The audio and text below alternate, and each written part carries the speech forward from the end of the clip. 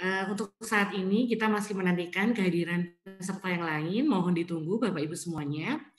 Sembari menunggu, kami ingin mengingatkan mungkin kita akan memulai webinar kurang lebih jam 10:05. Terima kasih.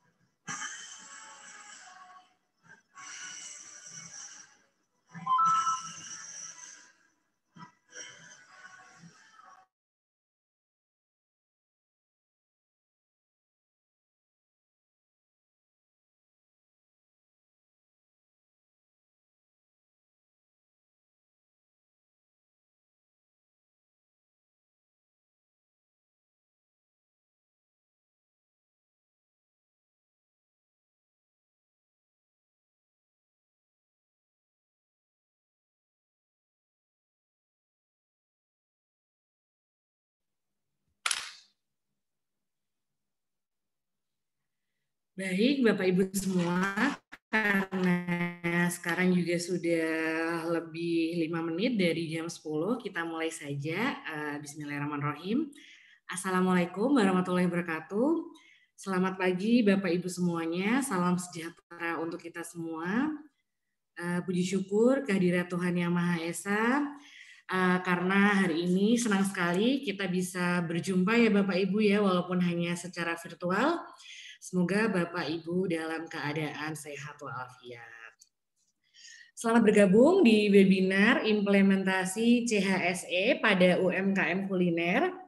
Acara pada pagi hari ini diselenggarakan oleh APKPI, Asosiasi Profesi Keamanan Pangan Indonesia. Mungkin ada beberapa dari Bapak Ibu ya yang belum mengenal itu apa ya APKPI ya. Nah, kita perkenalkan terlebih dahulu ya Bapak Ibu ya. Jadi APKPI atau Asosiasi Profesi Keamanan Pangan Indonesia ini adalah wadah profesional tentang keamanan pangan. Wadah profesional keamanan pangan ini sudah didirikan dari tahun 2015 dan mendapatkan dukungan dari berbagai kementerian seperti Kementerian Pertanian RI dan juga Kementerian Perindustrian RI serta BPOM dan juga GAPMI. Untuk APKPI sendiri anggotanya ini sangat beragam Bapak Ibu, ada dari yang pasti merupakan pakar dan praktisi keamanan pangan ya, ada dari quality assurance, quality control, food safety team, food safety inspector, food safety konsultan, auditor, higienis, dan lain sebagainya. Untuk kegiatannya sendiri, APKPI juga menyelenggarakan banyak kegiatan, mulai dari training keamanan pangan, seperti training HACCP, training GMP, dan juga webinar-webinar keamanan pangan. Baik Bapak Ibu, sebelumnya perkenalkan nama saya Dina, yang akan menjadi host pada pagi hari ini. Saya dari Sekretariat APKPI. Sekarang saya akan membacakan beberapa aturan yang harus diikuti selama webinar berlangsung.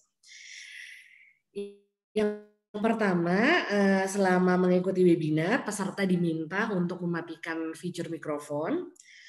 Peserta dapat menyampaikan pertanyaan melalui kolom chat atau nanti bisa langsung menyalakan mikrofon ketika dipersilakan oleh narasumber. Sertifikat untuk peserta yang mengikuti webinar akan diupload melalui Google Drive dalam waktu 7 hari kerja setelah webinar berlangsung. Jadi saat saya mengirimkan link meeting di email tersebut sudah saya cantumkan link Google Drive. Silakan nanti link Google Drive-nya bisa dicek setelah 7 hari. Nanti sertifikatnya akan saya masukkan di Google Drive tersebut beserta materi dari narasumber hari ini juga. Peserta diharapkan mengisi daftar hadir pada saat webinar berlangsung di tautan yang akan dibagikan oleh panitia di kolom chat. Untuk link daftar hadirnya akan kami share nanti di akhir acara. Hanya peserta yang terdaftar dan mengisi daftar hadir yang akan mendapatkan sertifikat. Yang ketujuh, peserta diharapkan tidak menyebarluaskan link meeting, dan mohon Bapak Ibu semua dapat menggunakan nama asli sebagai username Zoom-nya. Baik, hari ini kita jangan terlalu tegang ya Bapak Ibu ya. Jadi kita hari ini santai sekaligus kita fokus mendengarkan materi dari pembicara kita hari ini. Ada Pak Hendy Gernida, beliau merupakan food safety consultant, food safety auditor, dan beliau memang sudah memiliki banyak pengalaman di bidang keamanan pangan. Oh ya, dan juga ada yang spesial ya untuk hari ini, karena nanti untuk Bapak Ibu silakan, bagi Bapak Ibu yang memiliki pertanyaan, silakan pertanyaannya bisa langsung dituliskan di kolom chat, karena nanti untuk penanya terbaik akan ada hadiahnya, 3 penanya beruntung dan terbaik. Baik. Tidak perlu berlama-lama lagi, mungkin langsung saja kita berikan waktu untuk Pak Hendy Gernida untuk bisa masuk dan menyampaikan materinya. Silakan Pak Hendy. Baik, terima kasih Mbak Dina, terima kasih semuanya. Halo Pak Hendy. Ya. Sudah jelas? Oke.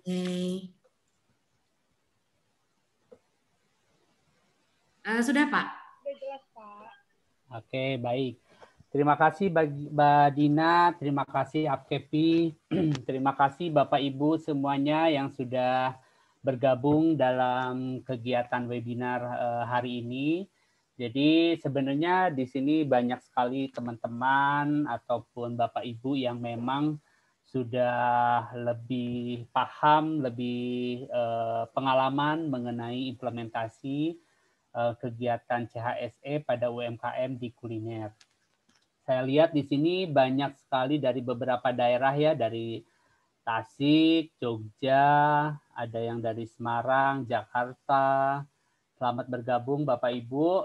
Mudah-mudahan ilmu yang saya sharing hari ini bisa bermanfaat untuk Bapak Ibu semuanya. Jadi mungkin saya sedikit cerita sebelumnya kepada Bapak Ibu semua. Jadi kenapa saya mengambil materi implementasi CHSE pada UMKM kuliner ini? Jadi awalnya memang tahun kemarin ya, tepatnya di sekitar bulan Agustus sampai dengan bulan Desember itu kan ada ada pendampingan ataupun ada sertifikasi CHSE yang diberikan oleh Kementerian Pariwisata, yang itu sebenarnya untuk beberapa tempat pariwisata termasuk restoran, kemudian rumah makan, hotel gitu ya. Nah, saya melihat di situ sangat sedikit sekali UMKM yang ikut dalam sertifikasi tersebut gitu. Kenapa? Jadi ada beberapa hal yang tidak memenuhi persyaratan dari Kementerian Pariwisata. Jadi kalau saya lihat dari sekitar target 6.000 sampai 7.000 tempat usaha yang disertifikasi CHSE ini mungkin hampir 95-96% itu lebih banyak adalah untuk industri-industri menengah ke atas. Nah, jadi saya melihat di sana peluang UMKM ini sebenarnya ada dan cukup besar ya.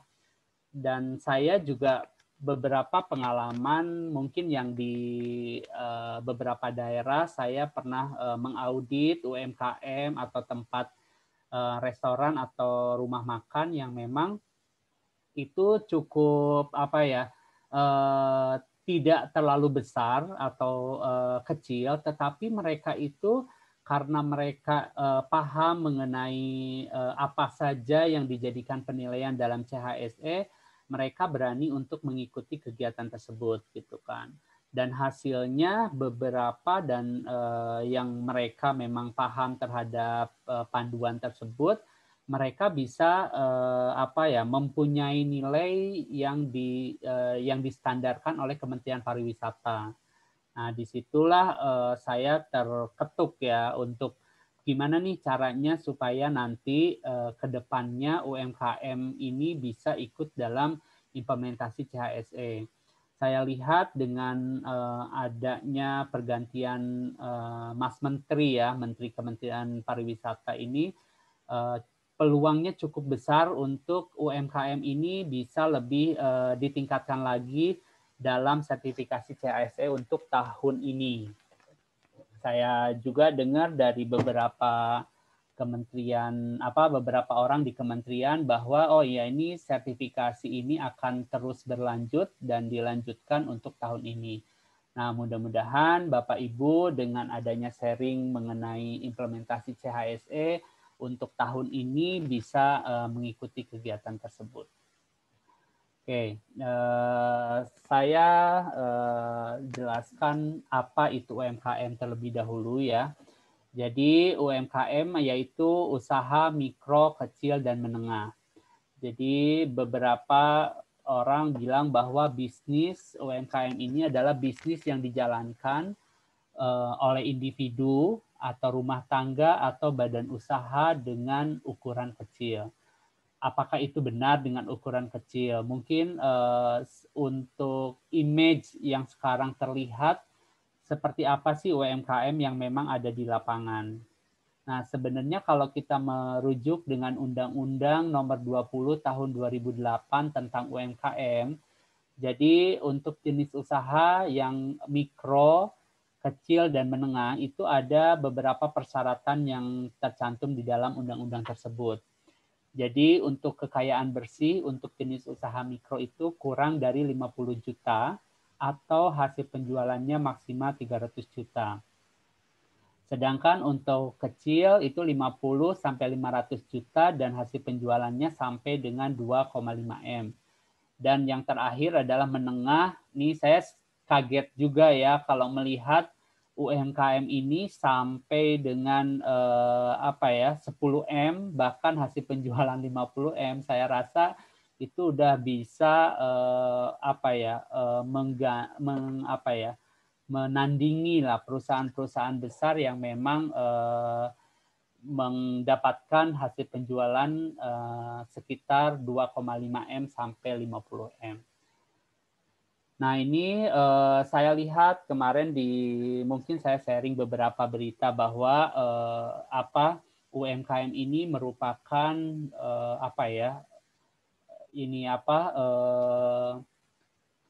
kegiatan atau pemerintahan ini sangat mendukung sekali peran UMKM dalam perekonomian Indonesia.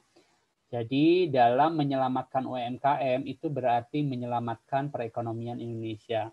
Nah, Bapak Ibu mungkin kalau di Google itu banyak sekali peran-peran UMKM terhadap perekonomian nasional.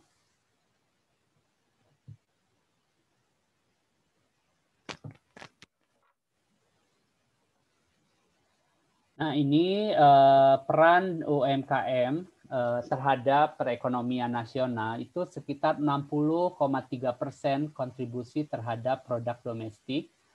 Kemudian 58% itu sebagai penyumbang investasi dari total investasi di Indonesia. Nah, Bapak Ibu bisa bayangkan 58% mungkin hampir setengahnya berarti penyumbang investasi dari total investasi di Indonesia.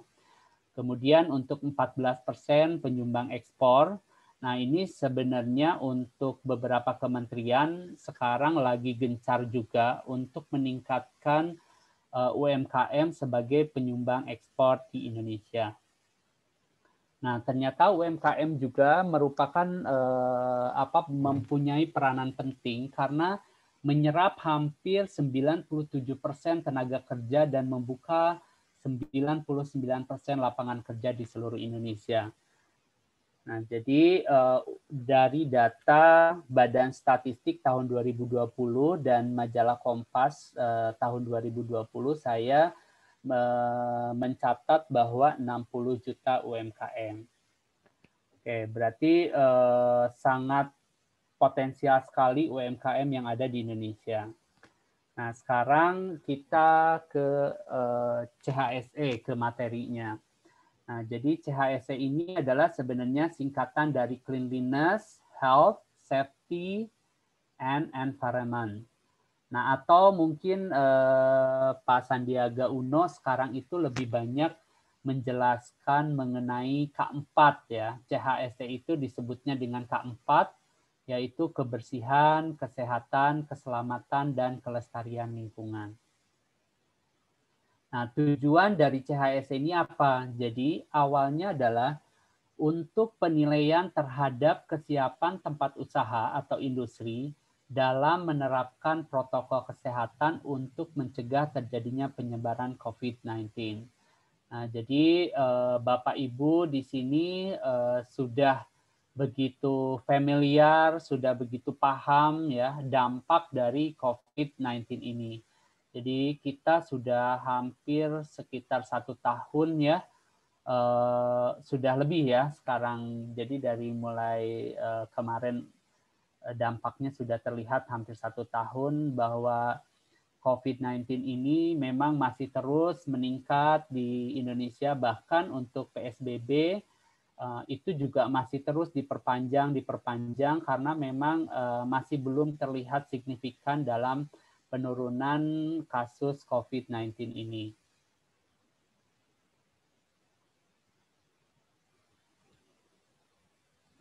Nah, untuk CHSE ini ada beberapa yang memang dasar hukumnya, yaitu Undang-Undang Nomor 1 Tahun 1970 mengenai keselamatan kerja, kemudian Undang-Undang 10 tentang kepariwisataan, Undang-Undang nomor 36 tentang kesehatan, kemudian peraturan pemerintah nomor 50 mengenai penerapan sistem K3 di tempat kerja, kemudian peraturan pemerintah tahun 66 dan keputusan Menteri Kesehatan nomor 382 tahun 2020 mengenai protokol kesehatan bagi masyarakat di tempat dan fasilitas umum dalam rangka mencegah dan pengendalian COVID-19 ini. Nah, jadi sebenarnya untuk bentar.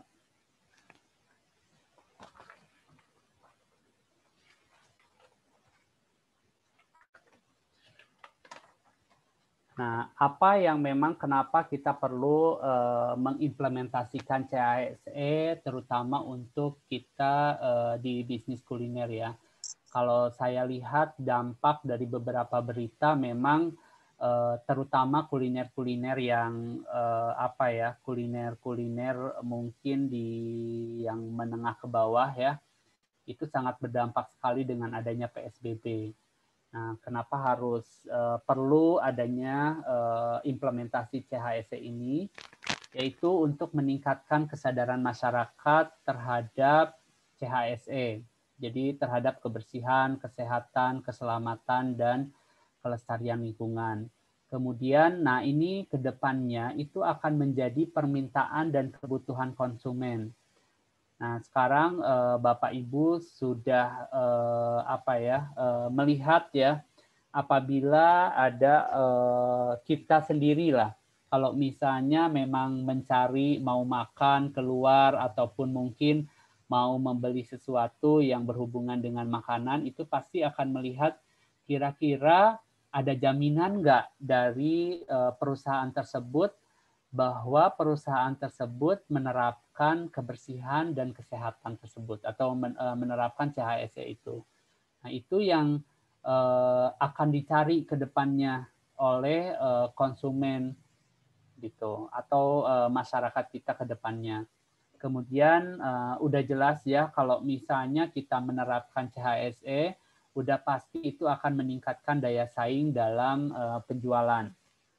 Jadi dengan percaya diri kita akan menunjukkan kepada masyarakat atau kepada konsumen bahwa kita menerapkan atau mengimplementasikan CHSE.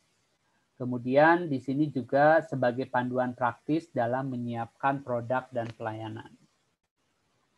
Nah, ini CHSE ini sebenarnya untuk siapa gitu kan? Kita melihat CHSE itu sebenarnya bukan hanya untuk satu golongan tertentu atau hanya untuk orang lain atau kita sebagai pelaku industri, tetapi untuk seluruh kalangan. Nah, jadi CHSE ini diperlukan atau bisa diimplementasikan dan harus diimplementasikan oleh pengusaha atau pengelola restoran atau rumah makan, kemudian oleh karyawan atau tamu, kemudian pemerintah juga harus melakukan, baik itu provinsi, kabupaten, ataupun kota. Nah, yang terakhir adalah untuk asosiasi usaha dan profesi terkait restoran atau rumah makan. Nah, jadi mungkin di sini salah satunya APKEPI ya, sebagai asosiasi profesi keamanan pangan sangat concern sekali terhadap industri atau pelaku usaha UMKM terkait dengan penerapan CHSE ini. Nah, jadi kedepannya kita juga berharap semoga beberapa asosiasi atau profesi yang terkait dengan kuliner, restoran, ataupun rumah makan juga peduli akan penerapan CHSE di lapangan.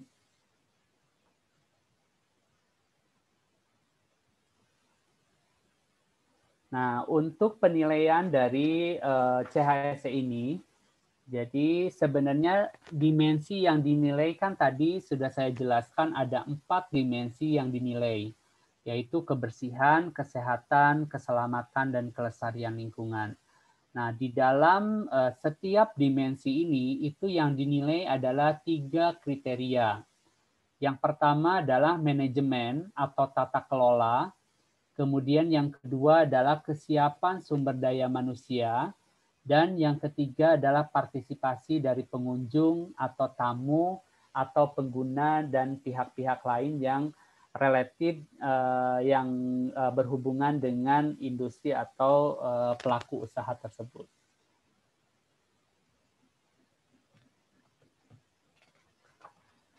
Oke, kita lihat ke manajemen pengelola. Nah, jadi di sini kita untuk informasi yang pertama yang harus dilakukan. Nah, ini biasanya yang kemarin di lapangan ya. Yang kemarin di lapangan saya banyak melihat bahwa kenapa UMKM itu belum apa-apa sudah tidak masuk ke dalam persyaratan. Jadi yang pertama ini adalah memang yang harus menjadi titik perhatian dari para UMKM yaitu mengenai manajemen atau tata kelola. Nah, apa saja sih yang dinilai atau harus dipersiapkan sebagai kita mungkin owner ataupun manajemen terkait dengan CHSE ini. Yang pertama adalah informasi terkini serta himbauan dan instruksi pemerintah pusat dan pemerintah daerah terkait COVID-19 ini. Nah, ada kalanya kemarin di beberapa lapangan kita itu tidak update terkait dengan informasi. Nah, itu yang harus diperhatikan. Kemudian memiliki dan mengkomunikasikan SOP. Nah, jadi kalau misalnya Bapak Ibu di lapangan, nah Bapak Ibu harus mempunyai SOP dan menginformasikannya kepada karyawan. Atau mungkin kalau misalnya tidak terlalu banyak karyawannya, ya kita minimal mengkomunikasikan kira-kira apa saja SOP-SOP yang memang harus ada, wajib ada di lapangan. Nah, ini memang harus diimplementasikan oleh UMKM.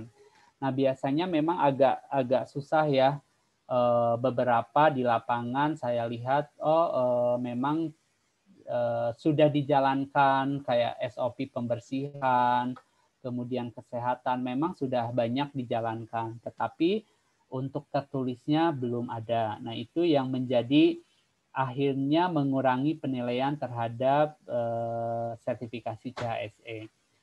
Kemudian melatih karyawan untuk mempersiapkan dan melaksanakan prosedur tersebut. Selanjutnya yaitu menyediakan dan memasang himbauan tertulis. Nah, jadi di sini memang satu poin ya dianggap sepele atau hal kecil, tetapi mempunyai nilai yang cukup besar. Jadi menyediakan dan memasang himbauan tertulis ini cukup banyak poin-poinnya. Contohnya misalnya tidak berjabat tangan, kemudian hindari menyentuh bagian wajah, kemudian menjaga jarak, mencuci tangan, memakai masker, kemudian menerapkan etika bersin dan batuk, dan satu hal yang memang perlu kita himbau, baik itu terhadap karyawan ataupun tamu, yaitu menghimbau supaya memang karyawan ataupun tamu yang datang ke tempat kita selalu mempunyai pola hidup yang sehat. Gitu. Nah, itu yang memang jarang sekali diimplementasikan oleh UMKM atau pelaku usaha kecil menengah di lapangan. Kemudian menyediakan peralatan dan perlengkapan kebersihan dan kesehatan. Jadi untuk implementasi di lapangan, kemarin yang diminta oleh standar minimal kita itu harus mempunyai peralatan dan perlengkapan kebersihan. Kemudian yang kedua adalah harus punya P3K, kotak P3K. Nah, saya rasa implementasi di lapangan itu tidak terlalu sulit ya. memang ini hal yang sangat penting ketika kalau terjadi apa-apa minimal kita mempunyai kotak P3K yang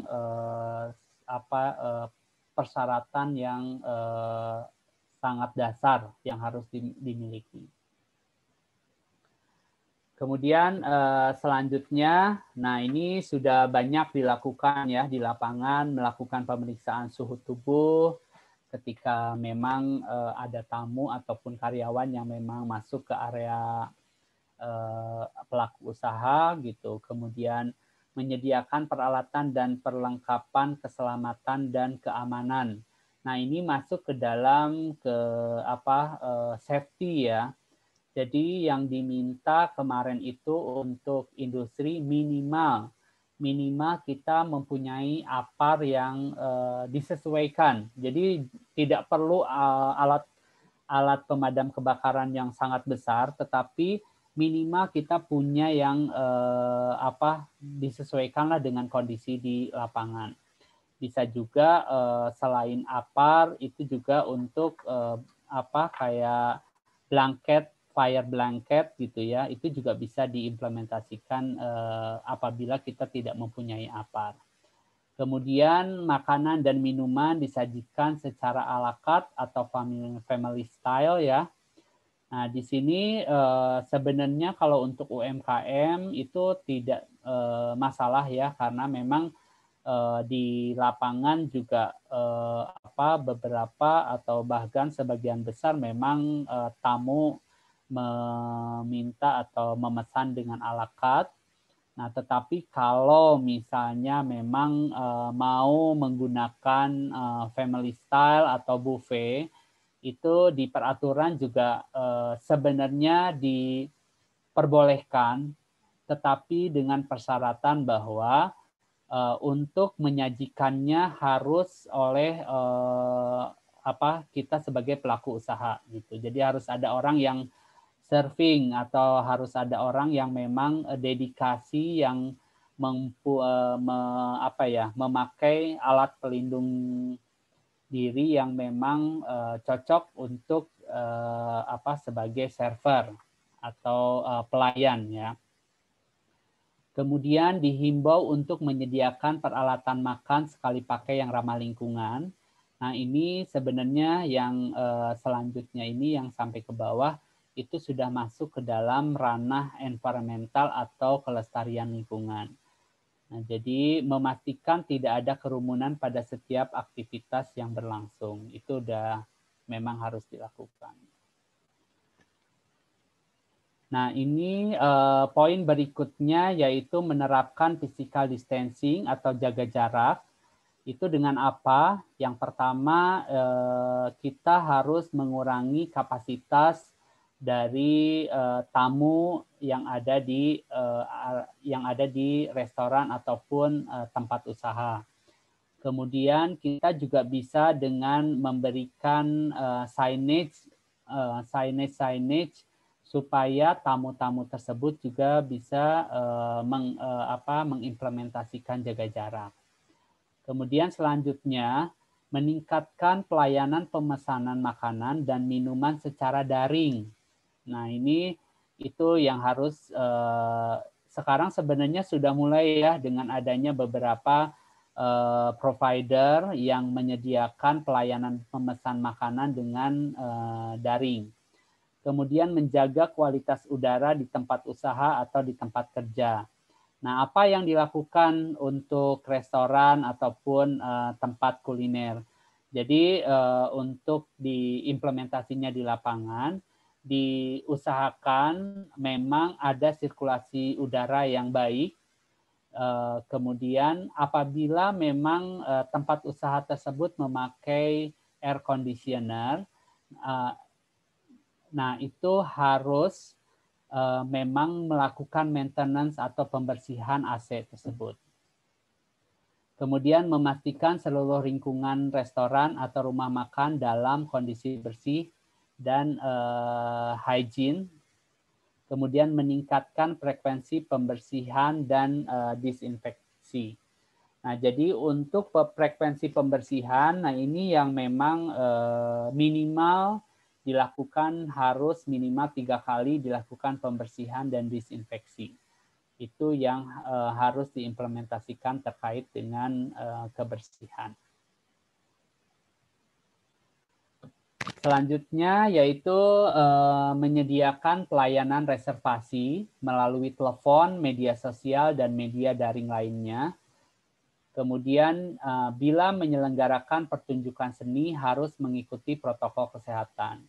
Nah, mungkin Bapak Ibu di sini ada beberapa yang memang usaha kulinernya itu ada yang live music misalnya. Nah, itu juga harus sesuai dengan protokol kesehatan. Kemudian selanjutnya yaitu berkoordinasi intensif dengan Dinas Kesehatan, Badan Penanggulangan Bencana, Dinas Pemadam Kebakaran, dan kepolisian setempat. Nah, ini implementasinya seperti apa? Contohnya biasanya yang ada di lapangan adalah koordinasi dengan gugus tugas ya. Biasanya kalau kita sudah ada koordinasi dengan gugus tugas, nah itu udah cukup. Biasanya gugus tugas COVID-19 ini dia yang akan berkoordinasi dengan beberapa dinas tempat. Kemudian memastikan seoptimal mungkin penggunaan perlengkapan bahan yang ramah lingkungan dan pemanfaatan air dan sumber energi yang minimal ya. Nah, itu yang memang diharapkan implementasi terkait dengan tata kelola atau manajemen. Nah, kemudian selanjutnya ini yang berhubungan dengan lingkungan, tentunya memastikan pengolahan sampah dan limbah cair atau limbah cair untuk restoran atau rumah makan itu harus dikelola dengan baik. Jadi tidak boleh ada sampah yang menumpuk. Kemudian kita juga sebagai pengelola harus mempunyai sistem pembuangan sampah yang baik. Jangan sampai area kita menumpuk sampah atau bau dengan sampah. Kemudian memastikan kondisi asri dan nyaman pada lingkungan fisik sekitar. Artinya apa? Jadi artinya kita juga harus melihat kondisi sekitar area tempat usaha kita supaya memastikan itu tidak tercemar dan kondisinya asri dan nyaman. Kemudian, nah ini yang agak kemarin saya lihat di lapangan terkait dengan pemantauan serta evaluasi penerapan panduan dan SOP. Sebenarnya tidak yang diminta oleh standar itu tidak harus yang ribet, tidak harus yang complicated ya. Jadi hanya simple dengan kita menulis di logbook, kemudian kita evaluasi apa saja yang kurang, kemudian hal-hal apa saja yang memang menjadi penilaiannya yang sudah dilakukan dan belum dilakukan, kemudian bagaimana kita improve atau meningkatkan pelayanan dan kebersihan yang terkait dengan CHSE ini. Nah, itu ditulis di dalam logbook. Itu sebenarnya sudah memenuhi kriteria pemantauan serta evaluasi penerapan panduan dan SOP. Nah, itu hal-hal yang memang penting ya, yang memang harus diimplementasikan terkait dengan manajemen atau tata kelola di area atau pelaku usaha. Oke, Mbak Dina, apakah mau dilanjutkan atau mau ada sesi tanya jawab dulu? Ini banyak pertanyaan yang sudah masuk sih Pak, jadi mungkin boleh tanya jawab terlebih dahulu. Oke, boleh. Silahkan. Oke, sebentar kita pilih beberapa pertanyaan. Ini udah banyak banget Pak yang masuk Pak. Waduh, terima kasih ya.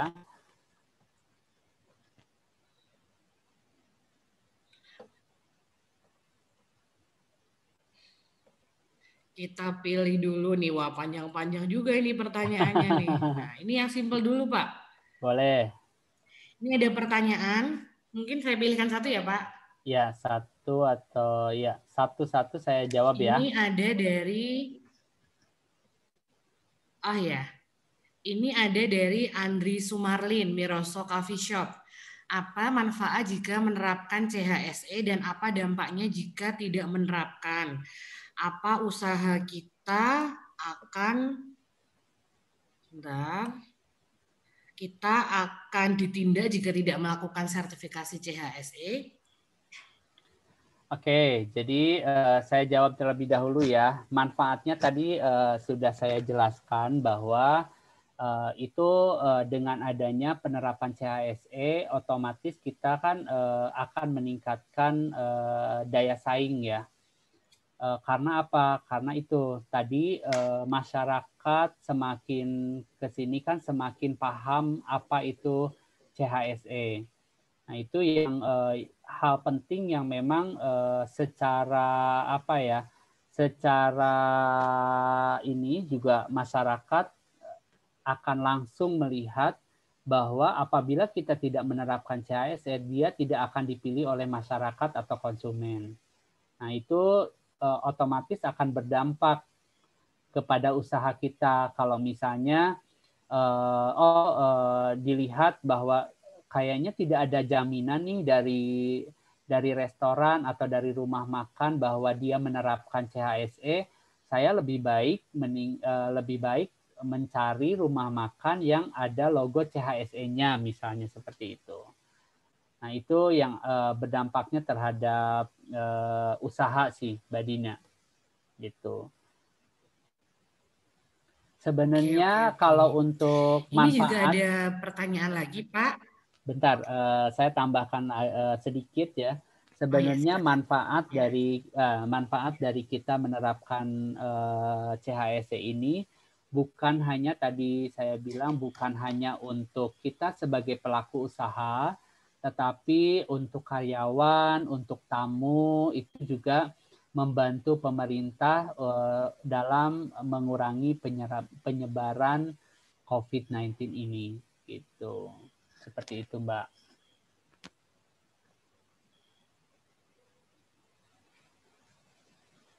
Oke, jadi memang CHSE ini sangat penting ya untuk menjamin rasa kekhawatiran dari konsumen sebenarnya ya.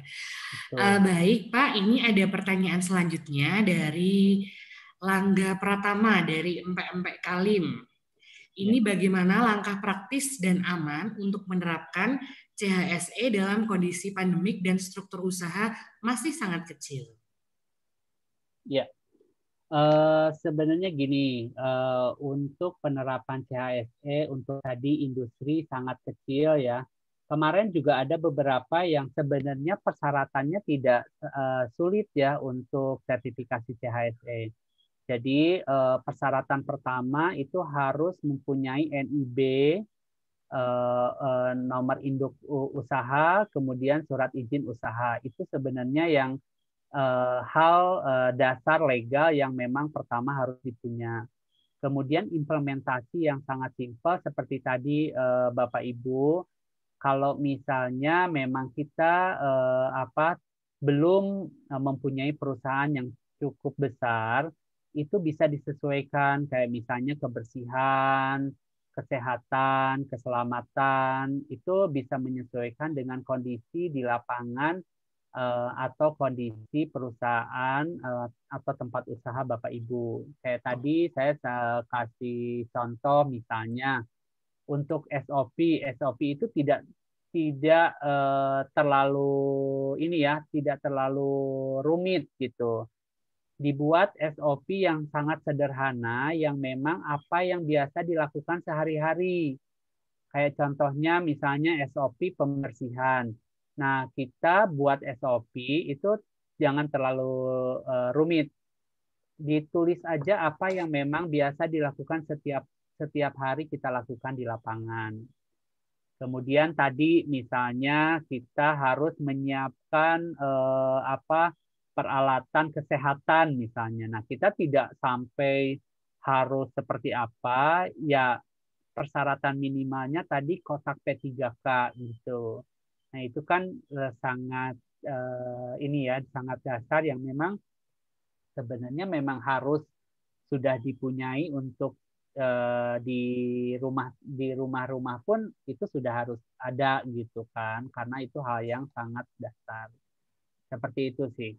Jadi kita sebenarnya tidak perlu melihat susahnya, tapi apa yang memang bisa kita lakukan sesederhana mungkin, nah itu bisa diimplementasikan seperti itu. Oke. Baik, mungkin ini satu pertanyaan lagi ya Pak ya sebelum kita melanjutkan ke materi selanjutnya. Baik, boleh silakan. Oke, ini ada pertanyaan dari Ibu Betty. Apabila pelaku usaha sudah menerapkan GMP, apakah perlu membuat sistem baru untuk CHSE atau memungkinkan untuk diintegrasikan khususnya untuk dokumentasi sistem dalam sertifikasi? Mohon informasi standar CHSE ini bisa didapatkan di mana ya? Oke. Terima kasih Bu Betty, pertanyaannya cukup bagus. Jadi kalau misalnya kita memang sudah menerapkan GMP, nah GMP ini kan sebenarnya cara produksi pangan olahan yang baik ya, sebenarnya udah masuk ke dalam persyaratan dasar dari pengolahan pangan. Nah di situ beberapa persyaratan CHSE sudah sudah terimplementasi sebenarnya di dalam GMP. Tetapi mungkin ada beberapa tambahan yang tadi poin-poin yang belum ada di GMP itu bisa diintegrasikan. Jadi bisa ditambahkan di dalam prosedur-prosedur yang ada di dalam GMP. Seperti itu. Oke, baik. Setelah ini kita akan melanjutkan materi, namun saya ingin kembali mengingatkan untuk Bapak Ibu yang memiliki pertanyaan, boleh dituliskan nanti ke dalam kolom chat.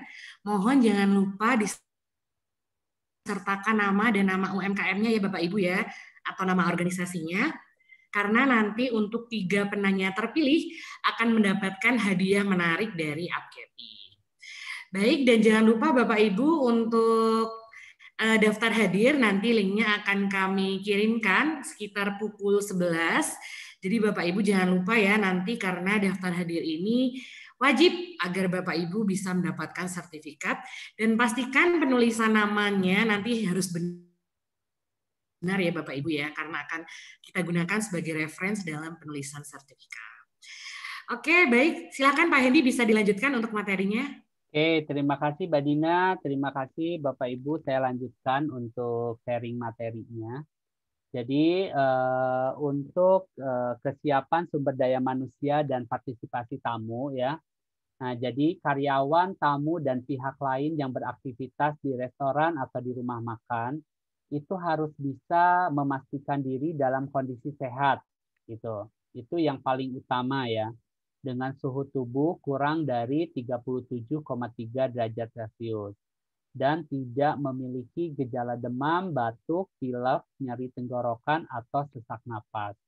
Nah, ini mungkin ya untuk Bapak Ibu yang kulinernya masih dalam kapasitas yang tidak banyak. Nah, sebenarnya kita udah bisa melihat secara visual ya bahwa tamu kita itu dalam kondisi sehat atau tidak. Itu yang paling mudah ya. Tetapi tentunya kalau misalnya memang ingin memastikan secara valid, kita harus mempunyai tadi alat pengukur suhu tubuh untuk memastikan bahwa tamu tersebut memang tidak dalam kondisi demam. Kemudian melaksanakan perilaku hidup bersih dan sehat seperti tidak melakukan kontak fisik, tidak menyentuh bagian wajah, dan tetap menjaga jarak. Kemudian memberikan salam dengan cara mengatup kedua telapak tangan di dada sebagai pengganti berjabat tangan. Nah, ini sebenarnya hal yang sangat simpel, tetapi menjadi penilaian dalam sertifikasi CHSE gitu. Nah, itu harus dilakukan. Kemudian karyawan menginformasikan kepada pimpinan jika mengalami gangguan kesehatan. Contohnya demam, batuk, pilek, atau nyeri tenggorokan. Nah, itu yang memang harus selalu kita komunikasikan kepada karyawan apabila mereka dalam kondisi tidak fit atau tidak sehat, itu harus selalu menginformasikan kepada kita sebagai pelaku usaha. Kemudian selanjutnya, bentar. Nah, tamu menginformasikan, jadi bukan hanya kewajiban dari karyawan, tetapi apabila tamu juga mempunyai gejala-gejala gangguan kesehatan, itu juga harus menginformasikan kepada karyawan ataupun kita sebagai pelaku usaha. Nah, karena tamu juga mempunyai tanggung jawab ya, supaya tidak menularkan apa yang memang menjadi gejala atau gangguan kesehatan tersebut. Kemudian tamu disarankan untuk reservasi terlebih dahulu melalui telepon, media sosial, atau media daring lainnya. Kemudian karyawan mengarahkan dan membantu tamu dan pihak lain yang berada di restoran jika terjadi kondisi darurat. Kondisi darurat contohnya seperti apa? Nah, kemarin di lapangan banyak sekali ya pertanyaan-pertanyaan dari Bapak Ibu pelaku usaha UMKM. Pak, saya kan hanya di rumah, di depan rumah gitu kan. Terus kira-kira apa kondisi daruratnya? Kondisi daruratnya apabila misalnya terjadi kebakaran ataupun gempa, atau mungkin ya Bapak Ibu di tempat usahanya tiba-tiba ada tamu yang sesak napas misalnya. Nah, apa yang harus kita lakukan gitu.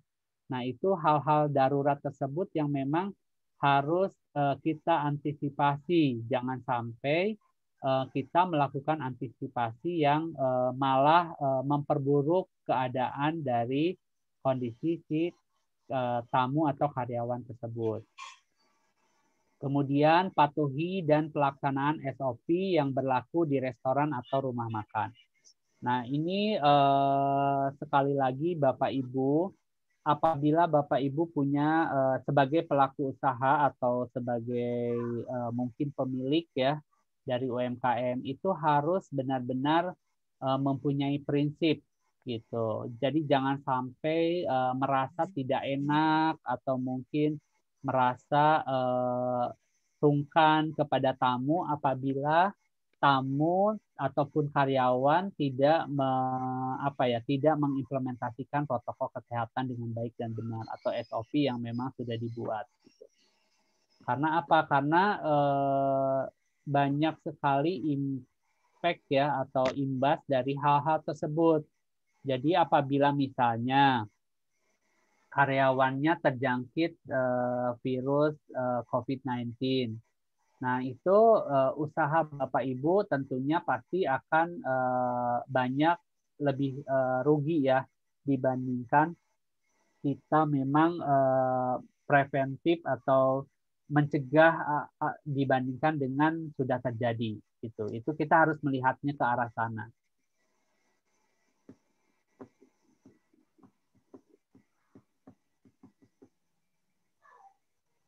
Nah, di sini di slide itu terlihat mengenai alur pelayanan restoran atau rumah makan. Jadi sebenarnya sudah banyak ya diimplementasikan di lapangan juga mengenai alur proses.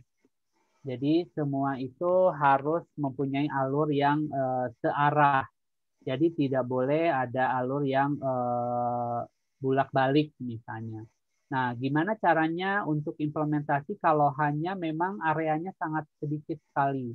Nah, itu dengan meminimalis supaya jangan sampai ada ini ya antara tamu yang datang dengan tamu yang keluar itu dengan jaga jarak. Itu aja sih kalau untuk implementasi di lapangan. Kemudian beberapa misalnya yang dulunya mungkin bisa berkerumun, nah itu diusahakan memang dengan mengurangi kapasitas juga itu tidak boleh terjadi mengenai kerumunan. Oke, kita lanjut ke dapur ya. untuk persyaratan dan fasilitas. Jadi pastikan pembelian, penanganan, pengolahan, persiapan itu sesuai dengan standar hygiene dan sanitasi pangan serta aturan protokol kesehatan. Nah, kemudian pastikan standar kebersihan dan keamanan di dapur ketika menerima bahan makanan dan minuman dari pihak pemasok atau supplier. Kemudian selanjutnya, perhatikan standar hygiene dan sanitasi ketika menyimpan bahan makanan sesuai suhu penyimpanan dengan karakteristik bahan pangan yang berbeda. Nah, kemudian selanjutnya membawa makanan dan minuman dari dapur atau tempat penyiapan makanan atau minum ke area pelayanan atau ke restoran itu menggunakan penutup yang aman. Kemudian ruang dapur bebas dari vektor atau binatang pembawa penyakit. Nah, kita juga harus mempunyai pest control system ya. Memang tidak perlu memakai vendor dari luar, tetapi itu bisa dilakukan kalau industri yang kecil, itu kita bisa lakukan sendiri, yang jelas harus bebas dari vektor dan binatang pembawa penyakit. Kemudian ruang dapur juga harus memiliki sirkulasi udara yang baik.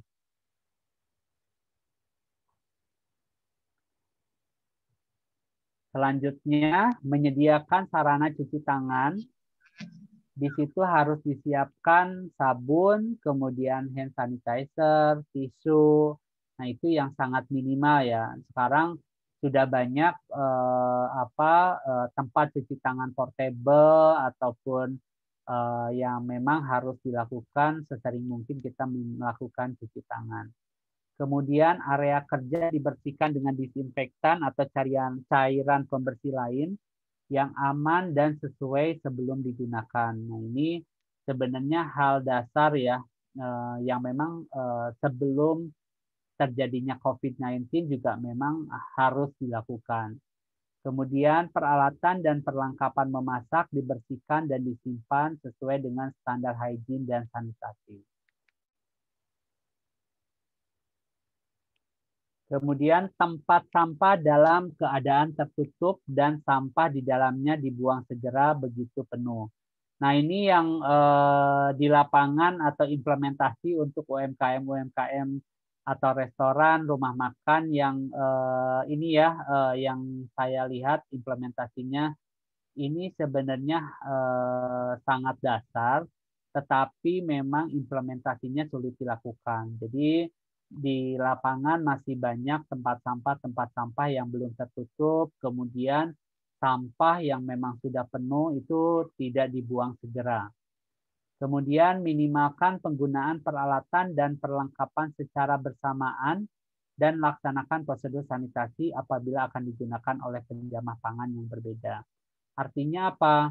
Jadi artinya apabila misalnya kita satu area menggunakan satu alat atau peralatan masak, nah itu diusahakan hanya satu orang saja yang menangani. Jadi tidak boleh misalnya yang satu pegang peralatan tersebut, kemudian diganti dengan yang lainnya. Nah itu juga salah satu yang dapat menyebarkan kontaminasi.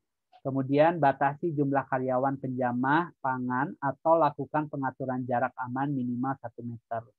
Nah, ini sebenarnya dengan adanya kondisi seperti sekarang ini, itu beberapa perusahaan atau tempat usaha itu sudah banyak mengurangi jumlah karyawan ya. Tapi bagaimana kita melihat atau mengevaluasi supaya dengan berkurangnya karyawan tersebut tetap protokol kesehatan itu tetap terjaga.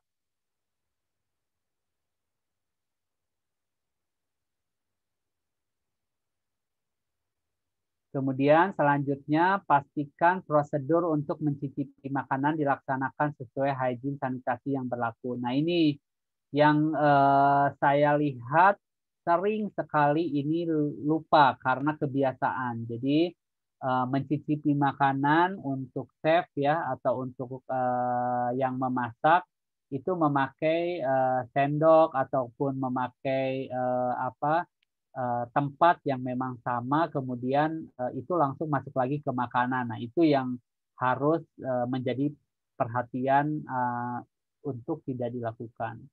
Kemudian, nah ini pasang peta lokasi titik kumpul dan jalur evakuasi. Nah, sebenarnya untuk implementasi untuk pelaku usaha yang kecil, itu sebenarnya hanya kita mempunyai aja tahu ada satu titik apabila ada terjadi bencana, baik itu banjir, gempa, ataupun kebakaran, itu ada satu titik yang memang itu dijadikan titik kumpul nantinya ke depannya. Gitu. Kalau misalnya memang jalur evakuasi juga dibuat sangat sederhana. Gitu. Kemudian selanjutnya letakkan alat pemadam kebakaran pada lokasi yang mudah dijangkau, lengkapi dengan petunjuk cara penggunaannya. Nah, implementasinya tadi saya sudah jelaskan ya di sini bahwa apabila industrinya belum besar, itu bisa menggunakan alat pemadam kebakaran yang kecil. Itu banyak dijual yang mungkin sebesar ini ya, sebesar apa? Gas portable ya, isi gas portable kecil seperti itu, atau kita bisa juga membeli blanket, fire blanket ya, untuk bisa disimpan di area yang berhubungan dengan api gitu. Serta jangan lupa nanti bagaimana petunjuk penggunaannya. Nah, di lapangan itu sering sekali saya lihat itu sudah ada aparnya, sudah ada, kemudian beberapa alat pendukungnya sudah ada. Tetapi cara menggunakannya yang tidak ada. Bahkan banyak sekali yang chef ataupun mungkin orang-orang yang ada di area tersebut itu tidak paham bagaimana cara menggunakan apar dengan baik dan benar.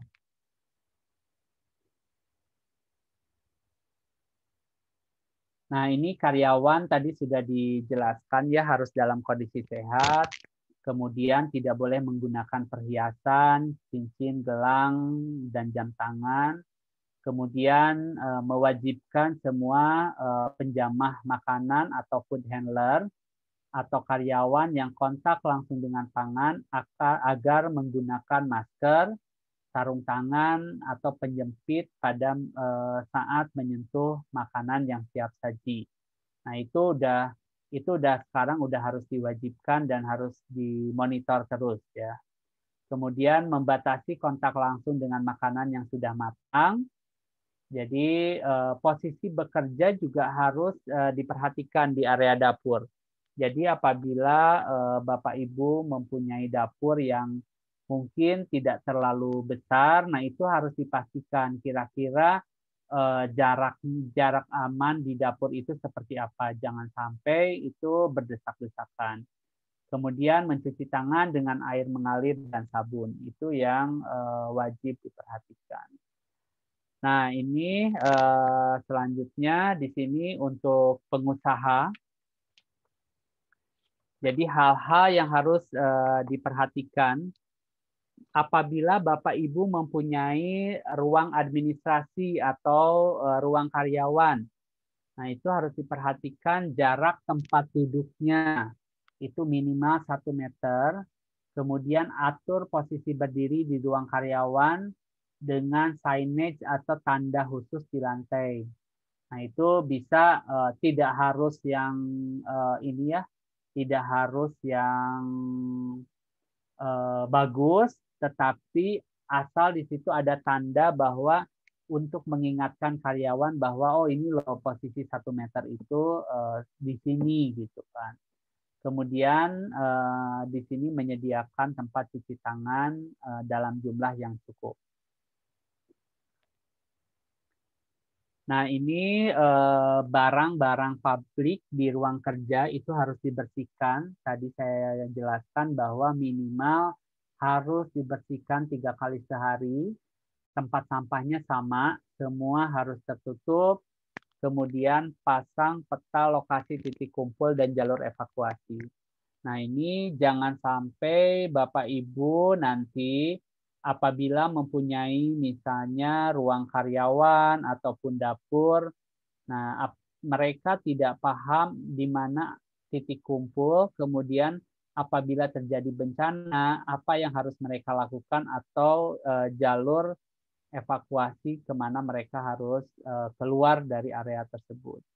Nah, itu sangat banyak sekali yang memang tidak paham hal-hal tersebut gitu.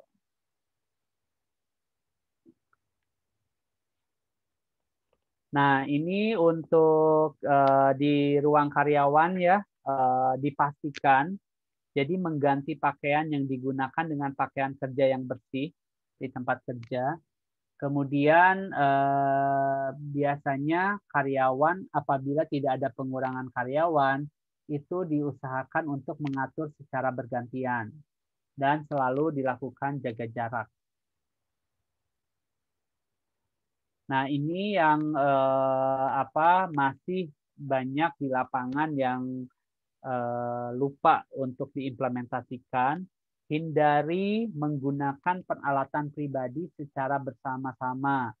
Contohnya sejadah atau tempat ibadah, tempat makan, atau tempat minum. Nah, itu diusahakan semua memang dibawa oleh karyawan atau pribadi masing-masing. Kemudian pastikan kondisi ruang karyawan tetap kering setelah digunakan dan segera meninggalkan ruangan setelah selesai beraktivitas di ruang karyawan.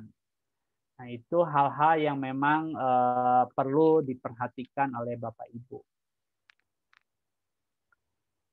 Nah, kalau ini tadi sudah dijelaskan ya mengenai jarak aman, cuci tangan, kemudian pembersihan, kemudian alat tulis, tempat sampah. Nah, ini juga sudah dijelaskan. Nah, ini untuk selanjutnya yang apabila kita harus melakukan ini ya pemesanan makanan. Nah, ini yang memang lagi tren sekarang pesan makanan lewat daring ya. Maaf Bapak Ibu, share screen-nya terputus.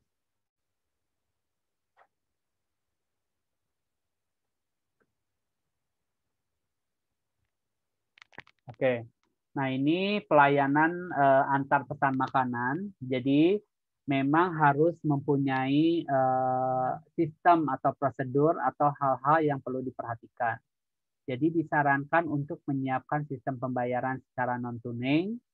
Kemudian, nah ini restoran atau rumah makan yang memiliki sistem pemesanan makanan secara daring dikirim lewat drive-thru juga bisa atau take away ya.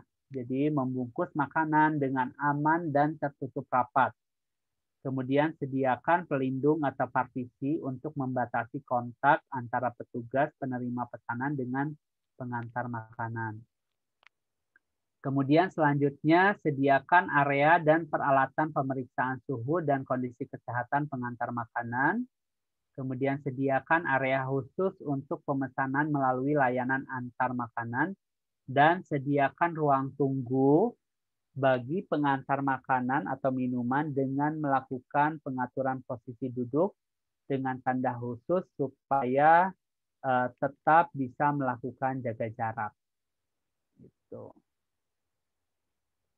Nah, ini sediakan kotak pengiriman khusus yang bisa menjaga makanan atau minuman agar tetap panas atau dingin dan bebas dari kontaminasi. Biasanya di kota-kota besar sih sudah biasa ya, mereka memang mempunyai kotak khusus yang untuk menyimpan makanan atau minuman tersebut supaya bebas dari kontaminasi. Kemudian sediakan label yang berisi informasi tentang suhu tubuh petugas penjamah dan pengantar makanan atau minuman untuk disampaikan ke pelanggan. Nah, ini sebenarnya tidak diwajibkan, tetapi disarankan. Memang kita menginformasikan bahwa karyawan yang melakukan atau menjamah makanan itu dalam kondisi sehat dan suhu tubuhnya juga dalam sesuai tidak lebih dari 37,3. Mungkin Bapak Ibu sharing materi dari saya cukup sekian. Mbak Dina bisa dilanjutkan dengan sesi tanya jawab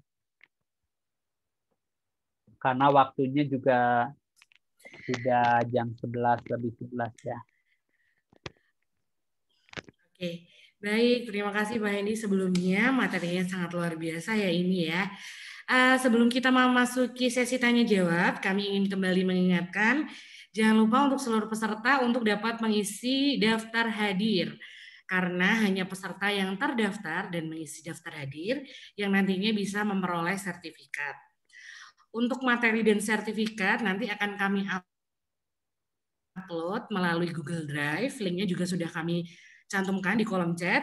Untuk saat ini memang masih kosong ya Bapak Ibu ya, karena untuk sertifikat baru akan kita upload nanti 7 hari kerja setelah webinar ini berlangsung. Baik, kita mulai tanya jawab lagi ya Pak ya. Ini sudah banyak sekali pertanyaan yang masuk. Kita sebentar saya pilihkan dulu beberapa. Tadi pertanyaan dari Bu Betty ada yang kurang Pak, sumber panduan CHSE itu bisa diperoleh. Untuk panduan CHSE sebenarnya bisa di-download di portal Kementerian Pariwisata.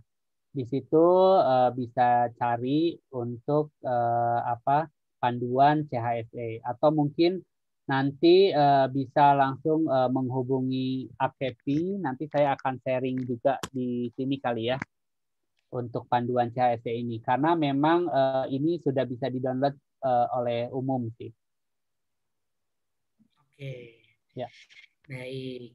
Ini ada pertanyaan Pak dari ini Ibu ya, Ibu sepertinya Ibu Khofah dari Bogor. Jika UMKM sudah memiliki PIRT, BPOM dan juga halal, apakah masih perlu untuk sertifikasi CHSE? Sebenarnya Bapak Ibu untuk saat ini tadi juga saya belum menjawab ya pertanyaan. Untuk kewajiban untuk sertifikasi CHSE ini belum ada sebenarnya untuk kewajiban. Jadi masih belum mandatori untuk sertifikasi. Tetapi ke depannya itu saya lihat pemerintah akan mengarah ke sana.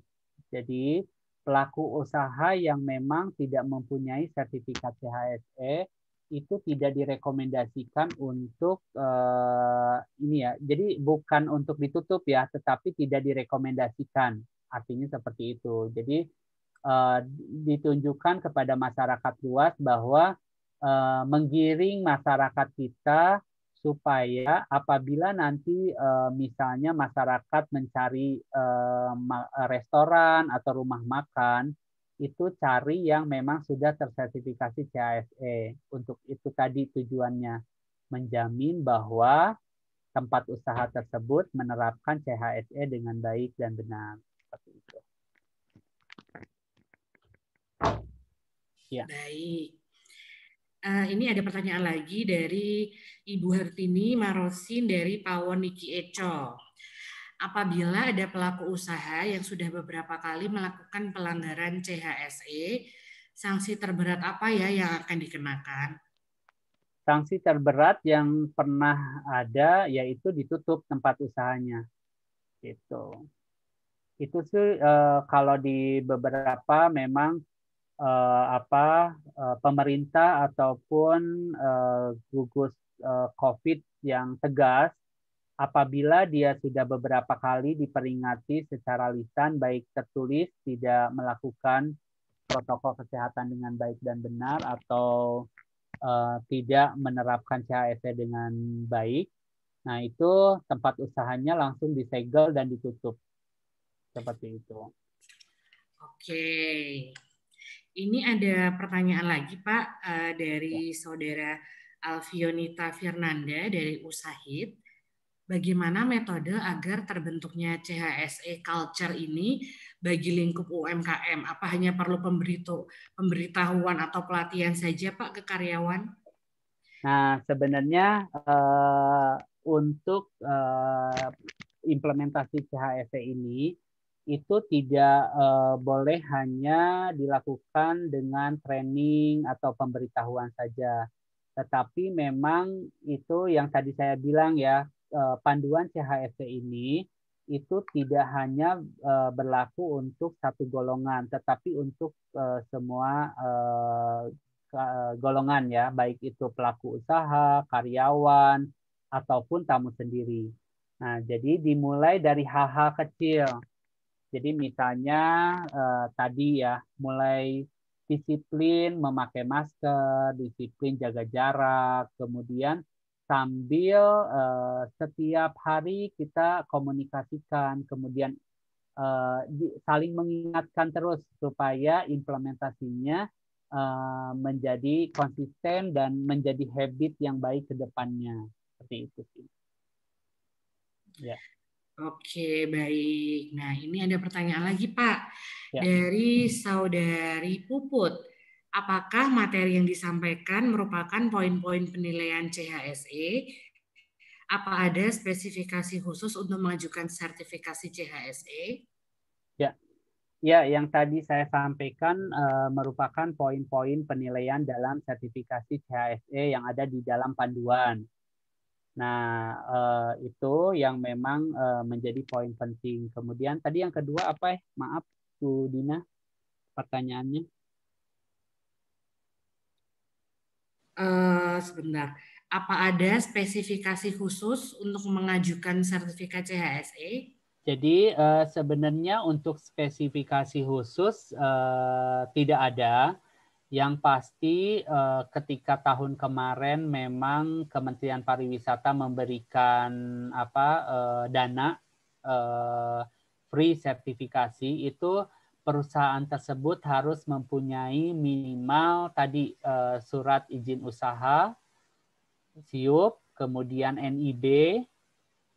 Nah, itu yang syarat legal yang memang menjadi persyaratan awal dalam sertifikasi CHSE.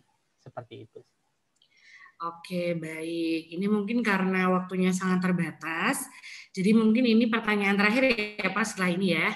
Ini sama tadi dari Saudari Alfionita dari Usahid.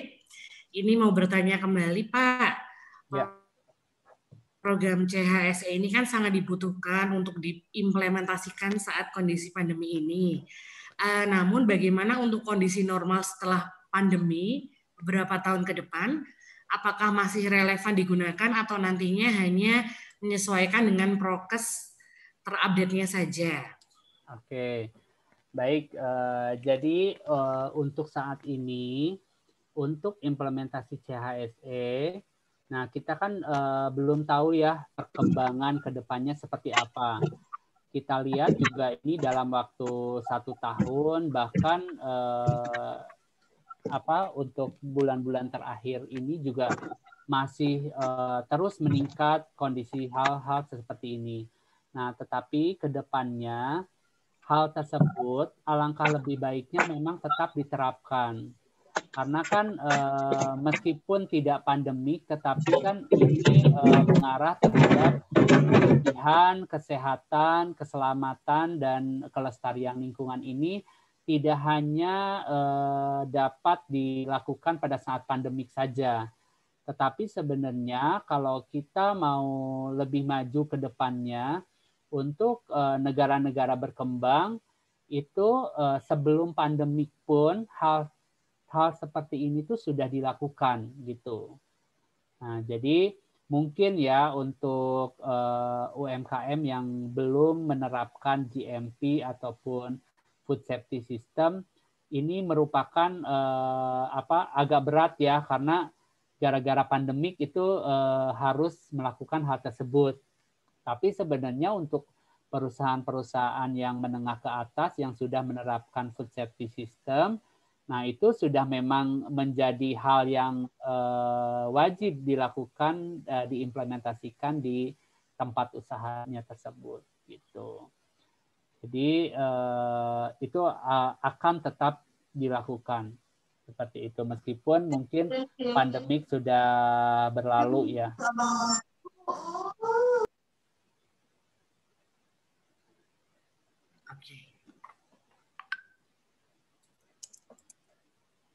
Oke, ini oke nih. Ini masih ada Banyak sedikit ya waktu. pertanyaannya. Ini pertanyaannya sebenarnya masih sangat banyak ya Pak ya. Ya. Ini tapi boleh deh Pak ini Pak. Sebentar. Dari jauh ini karena ini selamat pagi. Perkenalkan saya Desti dari Politeknik Negeri Ketapang Prodi Agroindustri. Ya. Mengingat CHSE yang mungkin masih sangat asing di masyarakat, pertanyaan saya, bagaimana masyarakat yang sedang melakukan UMKM mendapatkan informasi mengenai CHSE? Apakah ada layanan? Apakah ada layanan lainnya? Oh ya, ini Pak. Bagaimana ya mungkin agar CHSE ini bisa terdengar gitu? Ya. Sebenarnya kalau apa ya? Pertanyaannya cukup sulit ya karena memang harusnya hal tersebut adalah kita berkoordinasi antara pemerintah dengan pelaku usaha dengan semua pihak lah yang berkaitan gitu. Mari kita sama-sama saling memberikan update informasi terkait dengan CHSE ini. Cuma dengan beberapa keterbatasan dari pemerintah juga, sebenarnya kalau misalnya dari kitanya sendiri ya sebagai pelaku usaha mau mencari informasi mengenai CHSE itu sangat banyak sekali sekarang. Di Google juga udah banyak standar CHSE, kemudian dari Kementerian Pariwisata juga sudah membuka semua informasi-informasi terkait dengan penerapan atau panduan CHSE ini gitu. Jadi mari saya mengajak teman-teman di sini semuanya untuk selalu berbuat kebaikan, menginformasikan hal-hal yang memang bermanfaat untuk kedepannya gitu. Oke, mantap sekali ya Pak Hendy ya closing statement-nya ya. Oke, terima kasih Pak Hendy. Ini sebenarnya masih banyak pertanyaan, tapi karena memang waktunya tidak memungkinkan, jadi mungkin nanti kita sambung-sambung lagi di lain kesempatan. Dan ini tadi juga saya melihat ada beberapa pertanyaan ya mengenai ada tentang standar suhu penyimpanan, ada pest control, ada juga tentang pembersih yang food grade. Ini nanti akan menjadi topik-topik webinar yang akan kita selenggarakan di selanjutnya. Jadi silakan Bapak Ibu nanti tetap join ya kalau misalnya APKEPI mengadakan webinar untuk mengetahui informasi-informasi menarik mengenai webinar APKEPI.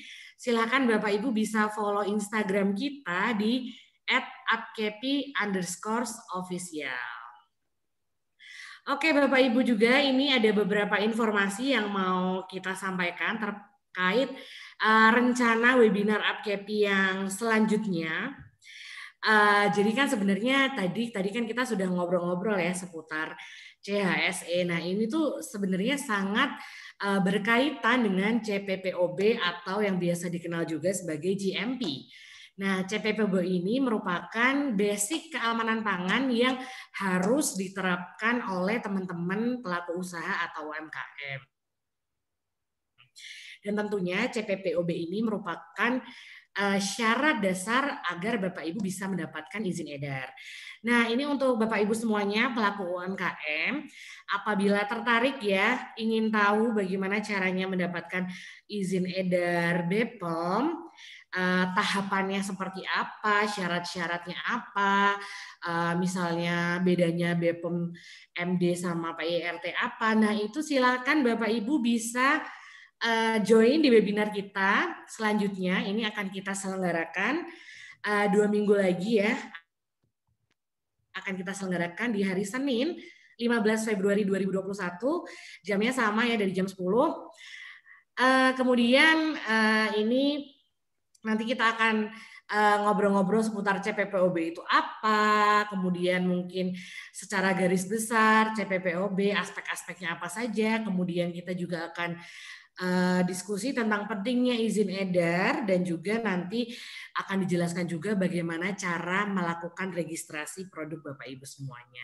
Ini ada sedikit kesalahan ya Bapak Ibu ya, ini nanti jadwalnya dari jam 10 sampai jam 12 siang. Jadi mantap. Jadi pertanyaan Bapak Ibu pasti akan terjawab semua di webinar ini, seperti itu.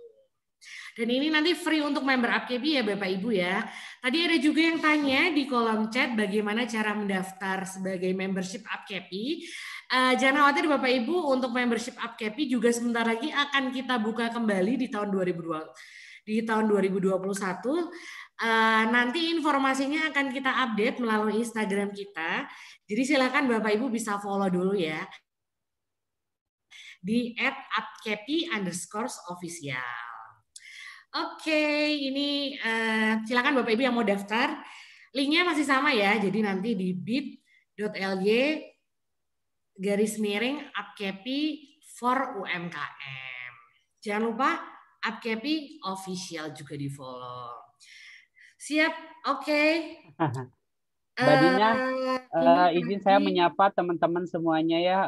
Mungkin ya, silakan, banyak di Pak. sini beberapa yang memang dari JMKP, dari member-member UpKepi ya. Ada yang dari jauh juga nih, Mas Adita dari China. Terima kasih Mas sudah gabung. Kemudian Bapak Ibu, mohon maaf apabila ada kekurangan ya dari saya. Saya mengucapkan terima kasih buat Bapak Ibu dari beberapa ini ya daerah-daerah yang tidak bisa saya sebutkan satu persatu tuh banyak sekali yang ikut. Terima kasih banyak. Mohon maaf apabila kekurangan. Jadi nanti mungkin beberapa pertanyaan terkait dengan CHSE, Bapak Ibu bisa langsung nanti yang belum terjawab bisa lewat WA atau email. Silahkan langsung ke UpKepi, Sekretariat UpKepi. Nanti dari Sekretariat UpKepi akan menyerahkan ke saya dan saya akan jawab pertanyaan yang memang belum sempat saya jawab hari ini ya. Terima kasih banyak semuanya. Siap. Terima kasih kepada Pak Hendy atas materinya yang sangat luar biasa dan juga sudah menjawab pertanyaan ya. Tapi jangan live dulu ya Bapak Ibu ya, karena kita masih belum mengumumkan 3 penanya beruntung yang akan mendapatkan hadiah menarik dari kita. Langsung saja kita umumkan 3 penanya beruntung kita pada pagi hari ini. Yang pertama ada Ibu Betty. Yang kedua ada Saudara Langga dari empek-empek tadi ya.